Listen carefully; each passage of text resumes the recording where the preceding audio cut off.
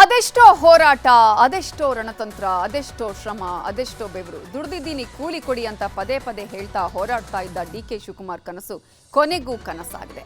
ಕಾಂಗ್ರೆಸ್ ಕಟ್ಟಾಳು ಗಾಂಧಿ ಕುಟುಂಬದ ಆಜ್ಞಾ ಪರಿಪಾಲಕ ಕೆಂಪೇಗೌಡರ ಮಗ ಡಿಕೆ ಶಿವಕುಮಾರ್ ಅವರ ಯುಗ ಆರಂಭ ಆಗಿರೋದು. ಈಗಾಗಲೇ ಈ ಒಂದು ಆರಂಭ ಯಾವ ರೀತಿಯಾಗಿ ನಡೆಯುತ್ತೆ ಅನ್ನುವ ಕುತೂಹಲ ಕೂಡ ಇದೆ. ಸೊ ಲೋಕಭವನದಲ್ಲಿ ಇವತ್ತು ಹಬ್ಬದ ವಾತಾವರಣ ನಿರ್ಮಾಣ ಆಗಿತ್ತು.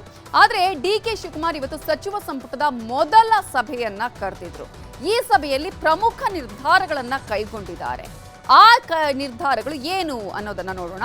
ಸರ್ಕಾರಿ ಖಾಲಿ ಹುದ್ದೆಗಳ ಭರ್ತಿ, ಅದಕ್ಕಿಂತ ಮೊದಲು ಅವರು ಹೇಳಿದ್ದು ವಿದ್ಯಾರ್ಥಿಗಳಿಗೆ ಬಸ್ ಪಾಸ್ ಅನ್ನ ಉಚಿತವಾಗಿ ವಿತರಣೆ ಮಾಡುವಂತಹ ವಿಚಾರವನ್ನ ಹೇಳಿದ್ರು. ಜೊತೆಗೆ ಉದ್ಯೋಗ ಅವಕಾಶಗಳ ಸೃಷ್ಟಿ, ಖಾಸಗಿ ಕಂಪನಿಗಳಲ್ಲಿ ಕನ್ನಡಿಗರಿಗೆ ಆದ್ಯತೆ ಅನ್ನೋದನ್ನ ಕೂಡ ಈಗಾಗಲೇ ಅವರ ಸಚಿವ ಸಂಪುಟದಲ್ಲಿ ಪ್ರಮುಖ ಯೋಜನೆಗಳನ್ನ ಘೋಷಣೆ ಮಾಡಲಾಗಿದೆ. ಭಾರತ್ ಜೋಡೋ ಯುವಕರ ಸಂಘ ಪ್ರತಿ ಸಂಘಕ್ಕೂ ಕೂಡ 10 ಲಕ್ಷ ಅನುದಾನವನ್ನ ಕೊಡುವ ವಿಚಾರ ಹೇಳಿದ್ರು. ಅಷ್ಟು ಮಾತ್ರ ಅಲ್ಲ, 3 ಅಂತಸ್ತಿನ ಮನೆಗಳಿಗೆ ಓಸಿ ವಿನಾಯಿತಿಯ ವಿಚಾರವನ್ನ ಕೂಡ ಮೆನ್ಷನ್ ಮಾಡಿದ್ರು ಡಿಕೆ ಶಿವಕುಮಾರ್. ಇನ್ನು ಬೆಂಗಳೂರಿನ ರಸ್ತೆಗಳ ಅಭಿವೃದ್ಧಿಗೆ ಸಂಬಂಧಪಟ್ಟ ಹಾಗೆ 2,000 ಕೋಟಿಯನ್ನ ಮೀಸಲಿಡುವ ಬಗ್ಗೆ ಕೂಡ ಡಿಕೆಶಿ ಹೇಳಿದ್ರು. ಸೊ ಇವತ್ತು ಎಲ್ಲ ವಿದ್ಯಾರ್ಥಿಗಳು ಯಾರೇ ಆಗಿರಲಿ ವಿದ್ಯಾರ್ಥಿಗಳು, ಸೊ ಕಾಲೇಜ್ವರೆಗೂ ಕೂಡ ಯಾರ್ಯಾರು ವಿದ್ಯಾರ್ಥಿ, ಕಾಲೇಜ್ ಇರ್ಬೋದು, PG ಇರ್ಬೋದು, PUC ಇರ್ಬೋದು, SSLC ಇರ್ಬೋದು, ಎಲ್ಲ ಪಾಸ್ಗಳನ್ನು ಏನು ನಾವು ಕೊಡ್ತಾ ಇದ್ದೇವೆ ಅದಕ್ಕೆ ಯಾರಿಗೂ ಕೂಡ ಚಾರ್ಜ್ ಮಾಡದೆ ಫ್ರೀಯಾಗೆ ವಿದ್ಯಾರ್ಥಿಗಳಿಗೆ ಫ್ರೀ ಬಸ್ ಪಾಸನ್ನು ಕೊಡ್ತೇವೆ. ಬಟ್ ಅವರು ಅರ್ಜಿಯನ್ನು ಸಲ್ಲಿಸಬೇಕಾಗ್ತದೆ.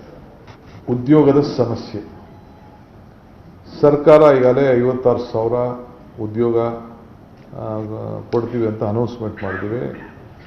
ಕರಿಬೇಕಾಯಿತು ನಾವು ಅರ್ಜಿ. ಕರೆಯೋಕ್ಕೆ ಕೆಲವು ಇಶ್ಯೂಸ್ ಮಧ್ಯೆ ಬಂತು, ಈಗ ಸೆಟ್ಲ್ ಆಗಿದೆ ಅದು. ಅದಕ್ಕೆ ಸದ್ಯದಲ್ಲೇ ಒಂದು ಕ್ಯಾಲೆಂಡರ್ ಕೂಡ ನಾವು ಯಾವತ್ತು ಕರಿತೀವಿ ಏನು ಅಂತೇಳಿ ಸದ್ಯದಲ್ಲೇ ಎಲ್ಲ ನೆಕ್ಸ್ಟ್ ಕ್ಯಾಬಿನೆಟ್ ಅಷ್ಟೊತ್ತಿಗೆ ಎಲ್ಲ ಡಿಪಾರ್ಟ್ಮೆಂಟ್ ಅವ್ರನ್ನೆಲ್ಲ ಕರೆದು ಪ್ರೋಸೆಸ್ ಯಾವ ರೀತಿ ಶುರು ಮಾಡ್ತೀರಾ, ಯಾವತ್ತು ನೀವು ನೋಟಿಫಿಕೇಷನ್ ಮಾಡ್ತೀರಾ ಅಂತೇಳಿ ಕ್ಯಾಲೆಂಡರ್ನ ನಿಮಗೆ ರಿಲೀಸ್ ಮಾಡ್ತೀನಿ ನಾನು. ಈ ರಾಜ್ಯದ ಜನತೆಯ, ನಮ್ಮ ಯುವಕರು, ವಿದ್ಯಾರ್ಥಿಗಳು, ನಿರುದ್ಯೋಗಿಗಳಿಗೆ ಈ ಉದ್ಯೋಗದ ಸಮಸ್ಯೆ ಬಗೆಹರಿಸಬೇಕು.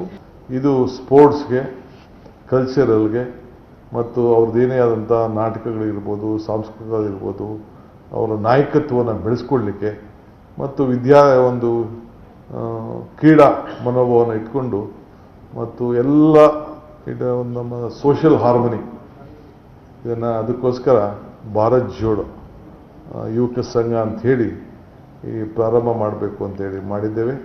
ಸೊ ಆ ಒಂದು ಸಂಘಕ್ಕೆ ಸರ್ಕಾರ 10 ಲಕ್ಷ ರೂಪಾಯಿ ಕೊಡ್ತದೆ. 2,500 ಅಡಿವರೆಗೂ, 2,500 ಅಡಿವರೆಗೂ ಒಂದು 20% ಆಚೆ ಈಚೆ ಇದ್ದರೂ ಕೂಡ 20% ಅದಕ್ಕೆ ಆಚೆ ಈಚೆ ಇದ್ದರೂ ಕೂಡ ಸೇರಿಸಿ ಒನ್ ಟೈಮ್ 31ನೇ ತಾರೀಕು ಅಂದರೆ ಹೋದ ತಿಂಗಳು 31ನೇ ತಾರೀಕುವರೆಗೂ ಯಾರು ಕಟ್ಟಡಗಳನ್ನು ಕಟ್ಕೊಂಡಿದ್ದಾರೆ, ಅರ್ಜಿ ಹಾಕಿದ್ದಾರೆ, ಕಟ್ಕೊಂಡಿದ್ದಾರೆ ಅಂದರೆ ಈಗ ನಾನು ಅರ್ಜಿ ಹಾಕ್ಕೊಂಡು ಕಟ್ಟಿದ್ದೀನಿ ಅಂತ ಏನೂ ಇಲ್ಲದೆ ಅರ್ಜಿ ಹಾಕ್ಕೊಡೋದು ಅಲ್ಲ. ಎಲ್ಲರದ್ದು ಫೋಟೋ ವಿಡಿಯೋ ಎಲ್ಲ ಮಾಡಿಸಿಸ್ತೀವಿ. ಓವರ್ನೈಟ್ ಯಾರು ಹಂಗೆ ಮಾಡೋಕ್ಕಾಗಲ್ಲ. GBA ಇರ್ಬೋದು, ಎಲ್ಲೇ ಆಗಲಿ.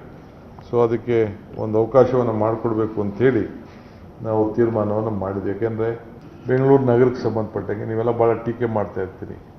ನಾವು ಎಷ್ಟೇ ಮಾಡಿದ್ರು ಎಷ್ಟೇ ಸಾಲದು. ಅದಕ್ಕೆ ಅರ್ಬನ್ ಇನ್ಫ್ರಾಸ್ಟ್ರಕ್ಚರ್ಗೋಸ್ಕರ ರಸ್ತೆಗಳನ್ನು ಡಾಂಬರೀಕರಣ ಮಾಡಲಿಕ್ಕೆ, ಯಾಕೆಂದರೆ ಕೆಲವೆಲ್ಲ ನಮ್ಮ MLAಗಳು ಮೇಯ್ನ್ ರೋಡ್ ಕೊಟ್ಟಿದ್ದೀರಿ, ಇದನ್ನು ಹಾಕಿದ್ದೀರಿ, ನೀವು ಕಾಂಕ್ರೀಟ್ ಹಾಕ್ತಾಯಿದ್ದೀರಿ, ಮಧ್ಯ ರೋಡ್ಗಳೆಲ್ಲ ಹೋಗ್ಬಿಟ್ಟಿದೆ, ವಾರ್ಡ್ ರೋಡ್ ಹೋಗ್ಬಿಟ್ಟಿದೆ ಅಂತ ಕೂಡ ಹೇಳ್ತಾ ಇದ್ದಾರೆ ನನ್ನ ಹತ್ರ. ಸೊ ಅದಕ್ಕೆ ಇವತ್ತು 2,000 ಕೋಟಿ ರೂಪಾಯಿನ